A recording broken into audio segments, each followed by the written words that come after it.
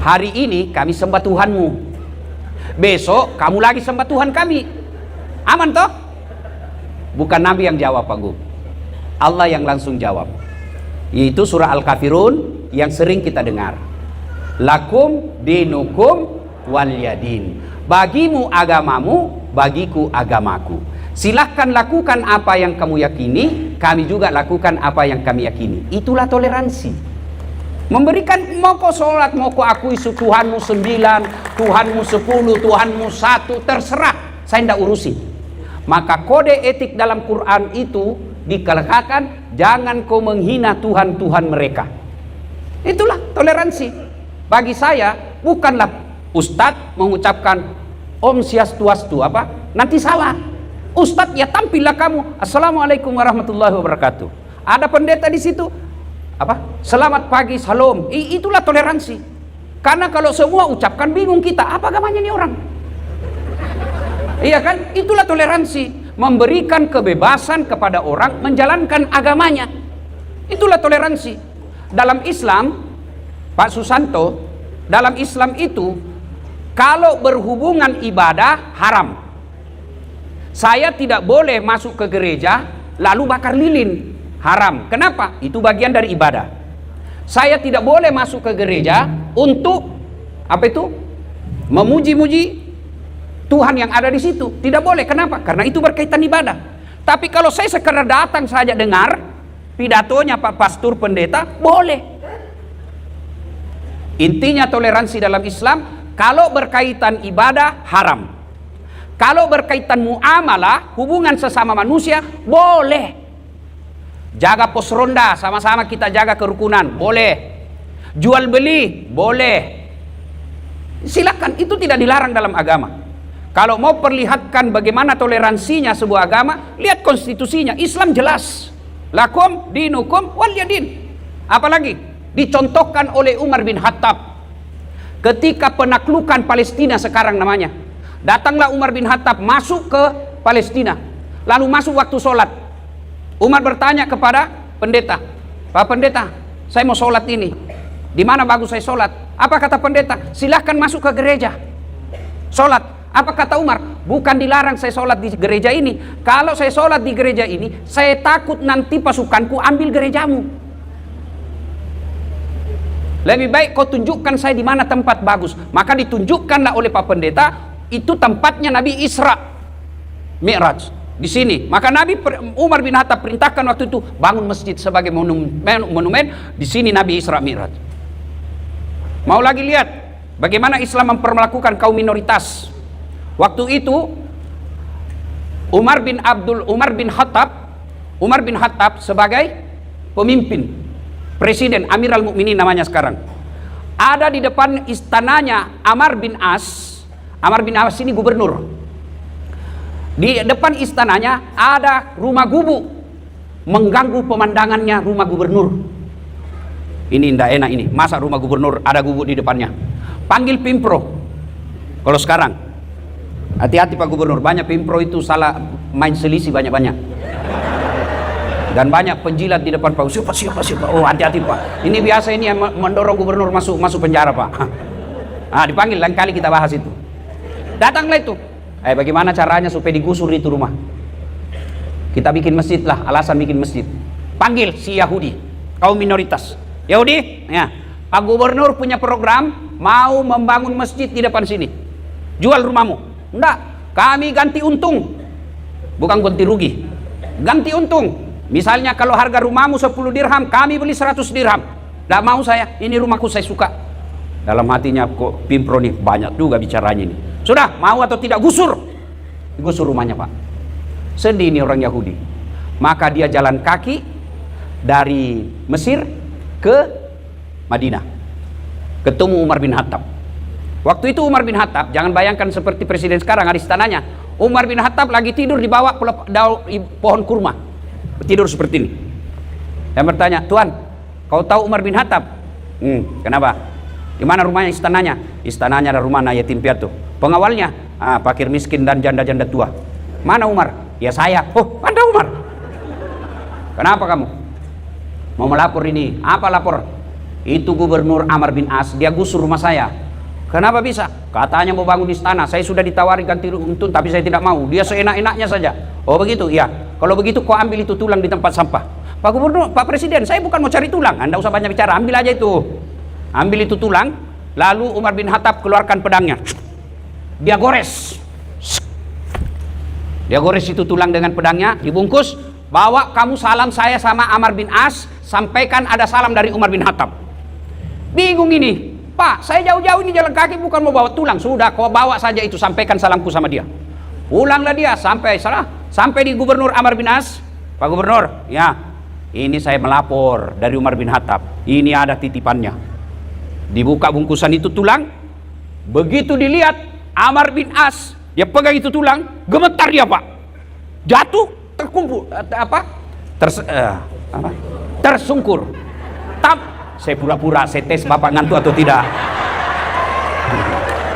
Ya, masa tersungkur saya tidak tahu, dokter ini. Dia tambah bingung ini Yahudi, Pak. Tambah bingung, apa maksudnya nih? Saya jelaskan kau. Ini teguran keras dari Umar bin Khattab, Bapak Presiden. Apa maksudnya? Itu tulang, apa pesannya? Sekarang kamu jadi gubernur, tapi suatu saat pasti kau jadi tulang. Maka sekarang kau jadi gubernur, berlaku luruslah seperti garis yang ada di tulang itu. Kalau kau tidak mau berlaku lurus, saya pedangku akan luruskan kamu. Begitu? Iya. Panggil kembali kontraktor. Kontraktor, bangun kembali. Lalu dia bilang, begitu keadilan dalam Islam? Iya, saya hilaf. Dia bilang, ambil sudah ini, saya bangun kembali. Itulah keadilan dalam Islam. Bapak pernah dengar ceritanya kontraktor di gubernur, Pak Gubernur? Kontraktor di akhirat. Belum pernah dengar cerita kontraktor di akhirat. Jadi kan ini kontraktor, Pak. Aku SMS antara penghuni surga dan penghuni neraka. Kata penghuni surga, bagaimana kabarmu di situ, Mas Bro? Dia bilang, nah dia nak jadi sini di blender terus kita. Nggak ada jam istirahat. Bukannya banyak artis di situ. Dia bilang, sudah hancur mukanya di sini. Bagaimana kabarmu di surga? Oh, mantap bro, enak di sini. Bolehkah kami jalan-jalan ke situ? Kata penghuni neraka. Boleh aja sih, tapi bagaimana caranya? Penghuni neraka kan cerdas-cerdas, Pak. Gampang. Maksudmu? Begini, kami bikin jembatan dari neraka, kamu juga bikin jembatan dari surga. Kita ketemu di tengah. Setuju? Setuju. Lelang proyek. Keluar pemenang tender. Waktu pekerjaan 3 hari, Pak Gub. Hari pertama, jembatan dari neraka sudah selesai 50%. Hari kedua, tuntas 70%. Hari ketiga, selesai efisien dan efektif. Sampailah dia di tengah di neraka, dari jembatan neraka. Dia intip dari surga, dari neraka di surga. Kenapa belum selesai-selesai? Malah tidak goyang-goyang itu proyeknya. Teriaklah dari neraka, Mas Bro, kenapa kau belum mulai proyekmu? Kami dari neraka sudah selesai, seperti perjanjian sampai di tengah. Apa kata dari surga? Bagaimana mau dimulai? Kontraktor, pengawas, panitia, pemborong, ada semua di situ.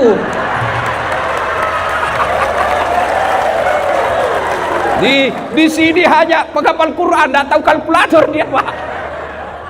Pak Gub, waktu saya cerita ini, ketawa lah teman saya anggota DPR. Ketawa dia, Pak. Langsung saya bilang, kau pernah juga dengar anggota DPR di akhirat? Jadi Pak Gubernur, masuklah ini anggota dewan dalam surga.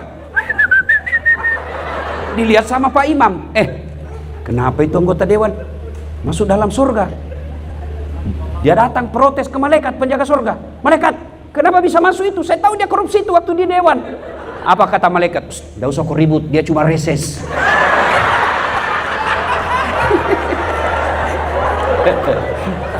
Bapak Ibu saudara-saudara sekalian teristimewa, Bapak Gubernur Papua Barat, Bapak Dr. Andes Domingus beserta seluruh jajaran dan semua yang saya hormati yang di depan semua ini. Kalau saya sebut tidak ceramah tapi namanya ngabsen.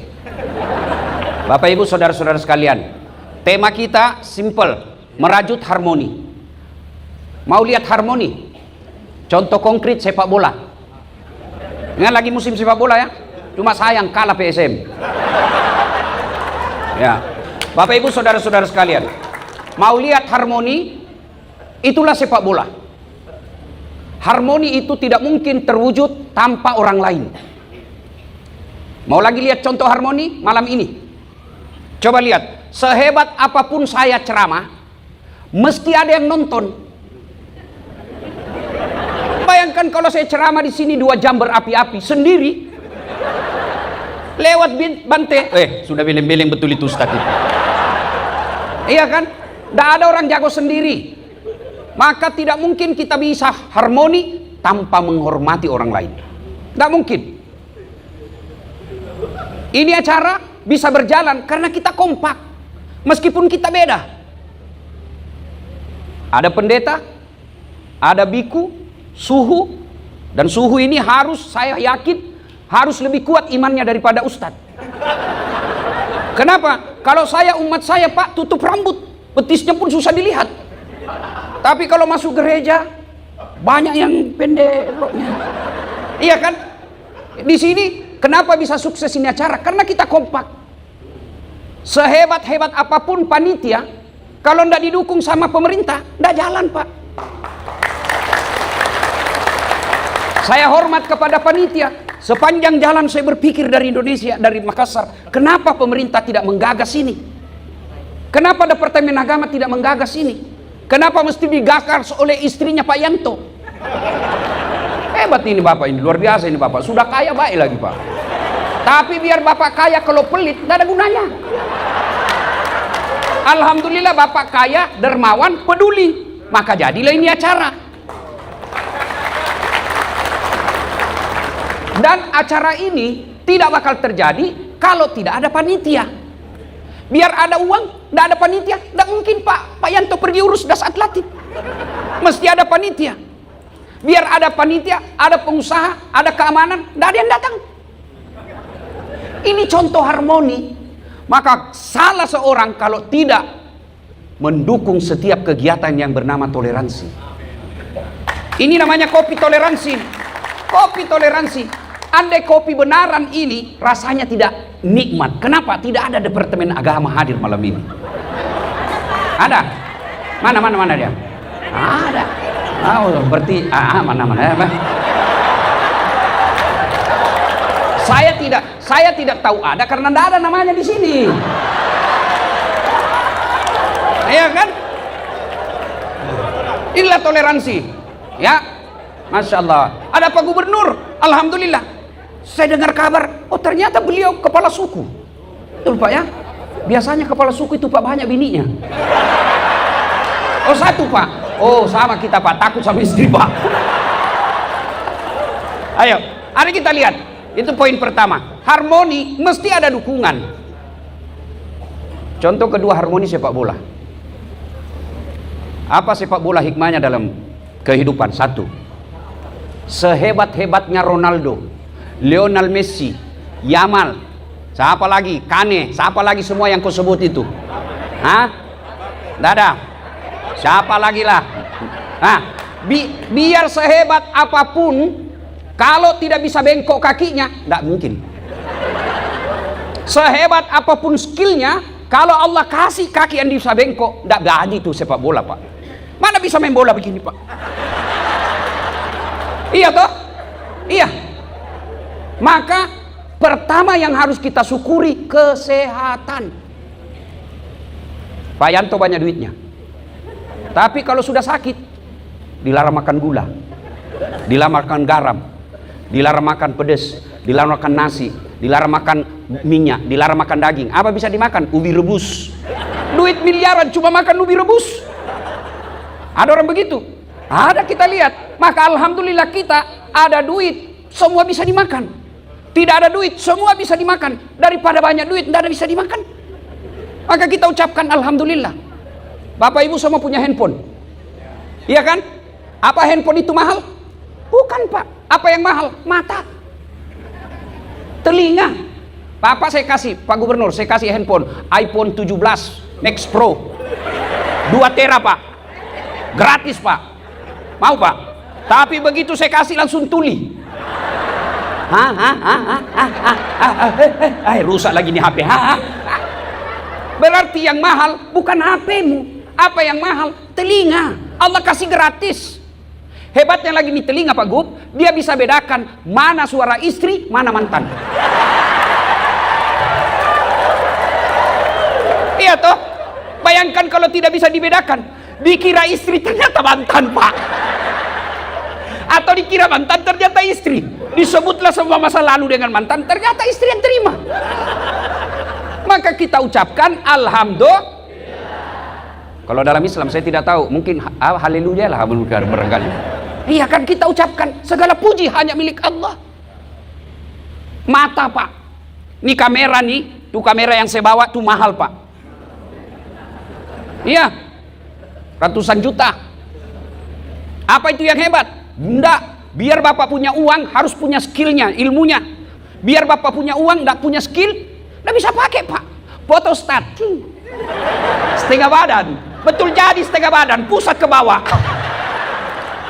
Iya toh, punya duit mesti punya skill juga Pak. Tapi alhamdulillah Allah kasih kita mata autofokus, nggak perlu Bapak putar-putar. Siapa ya?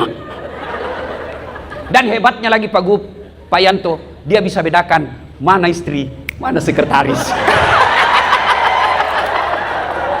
Coba kalau udah bisa dibedakan mana istri, mana sekretaris, tak tukar-tukar istri Pak. Kenapa malam minggu lelen rasanya ini? Ternyata Satpol PP. Iya, maka kita ucapkan alhamdulillahirabbil alamin. Bagi orang Islam, bagi agama lain saya tidak tahu. Kalau bagi orang Islam, alhamdulillahirabbil alamin, bahasa Indonesianya segala puji hanya kita kembalikan milik Allah. Mata, belum lagi ibu-ibu ini mau cepat kaya. Nah, mulai mikir kau itu. Mau jual jantungmu. Oh mahal itu. Pergi ke Tiongkok, itu jantung bisa 4 miliar harganya. Ginjal, Masya Allah, ini ginjal Pak. Bapak makan demi Allah, itu ada racun dan mata tidak bisa besakan. Contoh konro, saudara, palumara, masuk semua. Tapi ada racun di situ. Siapa yang memisahkan? Kalau racun dia keluarkan melalui 3 cara. 1, nafas. 2, tek. 3, iya. Maka kalau orang rusak ginjalnya, ciri fisiknya hitam badannya. Kenapa? Penuh racun. Allah kasih kita ginjal 2 Pak, gratis, nggak perlu bayar. Bapak jual bisa 2 miliaran harganya di pasar gelap, jual budi badan. Itu 4 miliar sudah itu Bu. Tambah jantung 8 miliar. Mau lagi lebih konkret? Ibu-ibu pernah lihat orang ada kawat di giginya? Ada juga mama sudah 50 pakai kawat. Aduh. Saya kaget Pak Gub. Saya lagi ngajar public speaking di Unhas, pidato. Tiba-tiba ada mahasiswa saya, pakai kawat gigi. Saya bilang, apa namanya itu Dek? Behel. Mahal itu. Ini 40 juta Ustaz. 1 kali umroh disimpan di giginya Pak. 1 kali umroh disimpan di giginya Pak. Saya bilang, Dek, kok kira itu behelmu mahal? Bukan. Apa yang mahal? Gigi. Biar kamu pasang behel harga 30 juta, 50 juta, 100 juta, nggak ada gigimu. Apa kamu kawat? Dan hebatnya lagi di gigi Pak, tumbuh dan panjangnya dibatasi. Pernah nggak Bapak bayangkan bagaimana seandainya gigi tumbuh seperti rambut? Gondrong semua sudah bulut. Nggak bisa lagi jadi pembicara hebat kalau Maka kita ucapkan alhamdulillahirabbil alamin. Dan yang lebih penting setelah sehat, Indonesia kita rukun. Kita rukun. Ini nikmat Allah Pak. Lihat itu Arab, saudara-saudaraku sesama muslim. Lihat itu Arab, bahasanya cuma satu, bangsanya cuma satu. Arab sampai sekarang masih berkelahi. Di Indonesia Pak, bahasa kita luar biasa. Di Papua aja berapa bahasa. Di Sulawesi Selatan berapa bahasa, di Jawa berapa bahasa, agama kita beda-beda, suku kita beda-beda. Alhamdulillah kita bisa rukun. Maka saya heran kalau ada anggota DPR pergi reses studi banding kerukunan, Ngapain kau pergi luar negeri kerukunan? Mereka yang harus belajar kerukunan di Indonesia. Makanya ada lagu dari kecil, dari Sabang sampai Merauke berjajar pulau-pulau, Sambung menyambung menjadi satu, itulah Indonesia. Indonesia tanah airku, aku berjanji padamu menjunjung tanah airku Indonesia. Itu lagu-lagu dulu Pak, diajarkan ke anak-anak kita. Sehingga kita setelah besar melihat orang berbeda biasa Pak. Dari kecil kita diajarkan. Sayangnya pemerintah tidak mendamaikan lagi, mempopulerkan lagi lagu-lagu seperti ini. Kita disuruh untuk menjaga toleransi, tapi pemerintah mestinya ajarkan kembali nilai-nilai toleransi di kelas. Apa itu? Pendidikan moral Pancasila, ajarkan itu. Apalagi ajarkan pendidikan sejarah perjuangan bangsa. Bagaimana kita mengusir Belanda. Bukan yang sekarang yang kalah sepak bola ya. Anak-anak kita dulu pakai aja lagu-lagu kebangsaan. Garuda Pancasila, akulah pendukungmu. Kalau sekarang hilang lagu-lagu anak-anak kita apa Pak? Masih kecil. Aduh, tak boleh balik, tak boleh balik. Apa lagu? Apa itu tak boleh balik, tak boleh balik? Cikampek, Tasikmalaya, aku capek gara-gara dia pret. Apa itu gunanya itu? Nyanyi pula ibu-ibunya, putar ke kiri, nona, putar ke kanan. Apa sama kode apa itu kiri kanan, kiri kanan? Apa ibu ketawa karena ibu suka lakukan juga itu? Ya, maka Bapak Ibu saudara-saudara sekalian, kita bersyukur kepada Allah karena kita sehat dan aman. Maka setiap kita wajib memelihara keamanan ini. Mari kita lihat lagi dunia sepak bola. Sehebat-hebatnya Lionel Messi, kalau tidak didukung oleh 10 temannya, tidak jago Pak. Sehebat-hebatnya Lionel Messi, meskipun lawan PSM 11 orang remuk Pak, hancur itu Lionel Messi Pak. Artinya apa?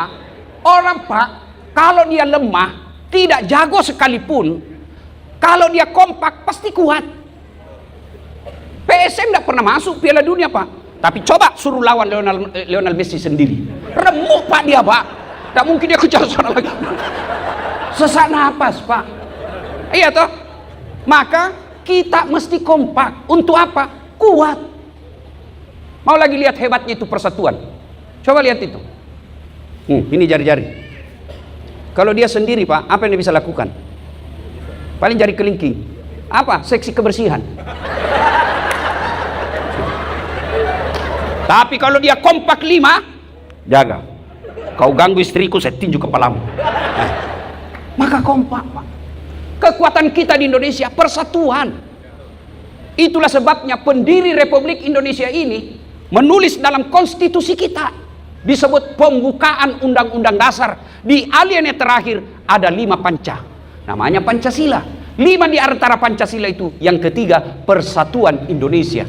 Saudaraku kaum muslimin, kalau ada yang mengatakan ini Islam Indonesia ini negara togut, sini saya ajarkan kau bagaimana Islam di Indonesia. Kita bersyukur di Indonesia. Coba lihat saudara-saudaraku kaum muslim, tidak adalah kenyamanan nikmat beragama seperti di Indonesia. Kau di Malaysia, di situ ditulis Malaysia adalah kerajaan Islam. Asasnya apa? Berdasarkan mazhabnya Syafi'i. Kau mau ceramah, belum tentu kau bisa ceramah kalau tidak ada izin dari negara, namanya permit. Di Indonesia baru artis 30 tahun maksiat, tiba-tiba hijrah pelihara jenggot, jingkrang. Baru 2 tahun belajar agama, dia kafir-kafirkan kita karena beda mazhab. Kayak dia panitia hari kiamat. Nyata. Indonesia alhamdulillah. Indonesia itu sila ketiga, itu implementasi dari ayat wa'tasimu bihablillahi jami'a wa la tafarraqu. Berpegang teguhlah engkau kepada tali persaudaraan agama Allah dan janganlah engkau bercerai-berai. Dalam Islam juga Nabi katakan, umatku itu seperti badan ini. Coba lihat badan ini Pak, kompak. Satu sakit yang lain ikut merasakan. Anak muda malam-malam jalan, malam minggu pergi menyatakan cinta. Tahan tuh kakinya, tuk, kaki tahan tuh, seluruh tubuh berpartisipasi. Apa yang pertama bereaksi? Mulut. Aduh, Aduh. Bereaksi berikutnya, mata, dia cari mana yang sakit. Reaksi yang berikutnya, mulut meniup. Reaksi berikutnya, tangan mengusap. Padahal kaki yang bermasalah. Tidak ada orang tahan tuh kakinya. Rasa kau, pergi kau jalan. Begitu mestinya kita di tanah Papua. Satu sakit, yang satu merasakan, yang lain ikut merasakan sakit. Secara spesifik di tanah Papua, secara menyeluruh bangsa Indonesia. Ada yang menghina kita, yang lain ikut merasa terhina. Ada nikmat kita bagi sama-sama, jangan sendiri yang makan. Satu orang korupsi 1 triliun, kita doakan nanti kita ketemu di akhirat, kita hantam dia. Iya Pak, keterlaluan Pak. Satu orang korupsi 1 triliun. Kita aja pegawai negeri, lihat saldo kita 100 juta sudah kayak kesurupan Pak. Gembira betul kita lihat 100 juta, kayaknya tidak masuk akal kita punya uang 100 juta. Mereka 100 juta dia pakai bercanda dan berzina. Nah, makanya saya bilang tadi sama pendeta, bersuaralah semua tokoh-tokoh agama. Jangan cuma gaspol ustadz. Gaspol semua Pak. Kami takut minoritas. Kalau bicara kebenaran Pak, tidak ada istilah minoritas. Semua pasti mendukung kalau kita bicara kebenaran. Bapak Ibu saudara-saudara sekalian, nikmat itu maka kita jaga dengan nikmat persaudaraan ini. Bagaimana cara memeliharanya? Ya seperti inilah Pak. Kita datang alhamdulillah. Maka saya berharap, karena ini saya lihat volume 3, kepada panitianya kita doakan Pak Yanto beserta keluarga dan bisnisnya sukses, makin lancar usahanya, supaya bisa pindah lagi ke provinsi lain. Dan insya Allah Pak, tidak ada orang bangkrut kalau untuk kebaikan Pak. Tidak ada. Yang bangkrut gara-gara selingkuh, diperas Pak sama pacarnya. Kalau kau tidak belikan saya ini, saya share ini di Facebook, hancurlah kita Pak. Tapi kalau untuk derma Pak, tidak ada orang bangkrut. Dan ini yang dinikmati hartanya Bapak. Banyak orang nikmati. Kalau kaya pelit, tidak ada gunanya Pak. Jangankan mati, hidup aja orang masih doakan kita Pak, kalau kita pelit. Kalau orang dermawan Pak, sudah mati pun orang masih ingat. Doakan dulu ini, baik dulu waktu hidup di dunia, selalu sponsor acara, doakan. Padahal sudah 10 tahun meninggal orang masih ingat. Tapi kalau pelit Pak, masih hidup didoakan sial. Lewat mobilnya, mudah-mudahan tabrakan, pelit betul. Alhamdulillah Bapak Ibu saudara-saudara sekalian. Ayo kemudian kita belajar lagi nilai harmonisasi dari sepak bola. Tadi sudah sehat. Yang berikutnya apa? Dalam dunia sepak bola ada aturan Pak. Ada aturan. Ada aturan yang sangat ketat. Handsball, offside, free kick, tendangan bebas, kemudian penalti. Dalam Islam ini namanya syariah. Dalam bernegara namanya hukum. Negara bisa hancur Pak kalau hukum dipermainkan. Maka kita ingatkan para aparat hukum, kamu boleh mempermainkan hukum di dunia, tapi kau tidak mungkin bisa lolos di akhirat kelak. Sayangnya banyak penegak hukum tidak percaya akhirat.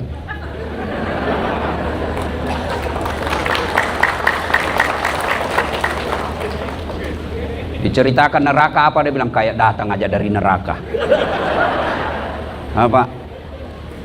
Maka negara kita 5 sila ini, sila pertamanya ketuhanan yang Maha Esa. Harus percaya sama Tuhan Pak. Bayangkan kalau aparat hukum tidak percaya sama Tuhan, dia bisa gunakan hukum untuk menyiksa masyarakatnya. Kita kecewa tentu. Aparat hukum kelihatan menyimpan duit. Kita kecewa, tapi tidak berarti itu penyebabnya kita benci kepada negara kita. Apa boleh buat? Kita sebagai rakyat biasa tidak bisa berbuat apa-apa. Maka saya mengajak kepada kita semua, tidak usah kita permalukan mereka. Mari kita mulai dari rumah tangga kita masing-masing. Bermula dari mana? Anak kita kalau dididik dengan baik. Seperti saya ketemu anak Papua tadi, saya ajak, kau sekolah baik-baik deh. Kau pergi merantau, kalau kau pergi merantau, sekolah kau baik-baik. Tidak ada yang bisa peduli tanah Papua kecuali kalian semua orang Papua yang ada di sini. Ajarkan anak-anak kita. Nah, kau lihat itu, nah, aparat hukum tidak bagus seperti itu, nak. Saya mau kau jadi jaksa, saya mau jadi polisi, saya mau jadi kau tentara, tapi tentara yang beriman membela negaramu. Tidak baik begitu, nak. Tidak bagus, nak. Maka kau mulai dari dirimu. Kalau rumah tangga semua berhasil mendidik anaknya menjadi anak baik, Pak, negara kita aman.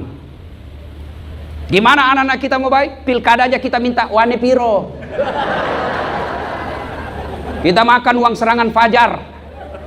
Sebelum kampanye, sebelum pilkada, pilpres, saya kemana-mana tabligh akbar. Jangan terima uang sogo. Kau tidak akan kaya dengan 300.000 dan kau tidak akan miskin dengan menolak 300.000. Tapi 300.000 itu kalau kau terima menentukan masa depan bangsamu. Dan kau lihat hasilnya anggota DPR yang menyogok, lihat hasilnya. Orang lagi susah cari lapangan kerja, dia joget-joget. Sudah dihancurkan rumahnya, semua aparat negara, petinggi-petinggi negara taubat lagi. Sudah itu kesurupan lagi. Maka kita mulai dari rumah kita masing-masing. Bapak-bapak, mulai dari diri kita masing-masing. Pemilu adalah modal utama mendirikan negara ini. Memperbaiki negara ini bagi kita negara demokrasi bermula dari pilkada, caleg dan pilpres. Jangan terima uang sogok politik. Jangan kau terima serangan fajar. Tapi apa dia bilang? Ini bukan serangan fajar Ustadz, ini sedekah subuh. Pret. Sudah habis waktu. Ya, hukum. Kemudian itu tadi hukum. Hukum itu dalam Islam namanya syariat. Ada wasit. Kalau wasit tidak adil, pasti rusuh pertandingan. Siapa wasit dalam Islam? Ini namanya imam atau pemimpin. Kalau pemimpin tidak adil, itu potensi menyebabkan kerusuhan. Kebebasan belum tentu orang bisa Pak rusuh kalau dibatasi kebebasannya. Tapi ketika tidak ada keadilan bisa rusuh. Mau contoh, dalam penjara itu tidak ada kebebasan dalam penjara Pak. Tapi mereka tidak ribut. Tapi kapan di penjara ribut? Kalau ada satu dikasih kopi, ada satu dikasih tempat tidur, ada satu dikasih AC, diperlakukan khusus, tidak adil, biasa ribut, bakar penjara. Maka keadilan ini penting. Maka dalam Islam, kalau khutbah Jumat selalu disampaikan, berlaku adillah mulai dari berpikirmu. Berpikir sudah adil Pak. Adil ini sangat penting. Ketika tidak adil, maka kehancuran pasti akan tertimpa. Sayangnya, sila keadilan sosial bagi seluruh rakyat Indonesia baru sekedar konstitusi tertulis, belum implementasi. Cuma kalau kita bicara begini dianggap musuh negara. Bukan, kami cinta negara Pak. Bagaimana kami mencintai negara? Kami koreksi ketika salah, diluruskan. Bukan kami benci, tapi kita luruskan. Kenapa? Karena kami ingin negara ini baik. Di sini kami hidup, di sini kita mencari nafkah, di sini kami berdakwah, di sini kami ingin dikubur secara terhormat di tanah Indonesia ini. Maka ketika kita mau mengoreksi, jangan lagi dianggap musuh negara, apalagi sampai diusir keluar. Inilah cara kita. Ini tidak enak didengar, tapi ini bagian dari cinta kita kepada negara. Kenapa kami harus ngomong begini? Anggota DPR tidak ngomong. Coba kalau anggota DPR ngomong, ngapain kita ngurus? Lebih kami dakwah dari masjid ke masjid. Tapi anggota DPR tidak ngomong. Coba kalau anggota DPR ngomong, ketua komisi, ketua fraksi, ketua partai ngomong tentang ketimpangan negara, ngapain mahasiswa turun ke jalan? Lebih baik mereka kuliah baik-baik, sarjana dia kuliahkan, dia bantu orang tuanya. Bapak ibu saudara-saudara sekalian, pada akhirnya kerukunan bukan slogan, tapi kebutuhan kita semua. Kerukunan, harmoni bukan sekedar ucapan, tapi memang harus kita laksanakan karena semua kita membutuhkannya, apapun agama, suku dan bangsa. Demikian sebagai pengantar, mudah-mudahan ada manfaat. Terima kasih.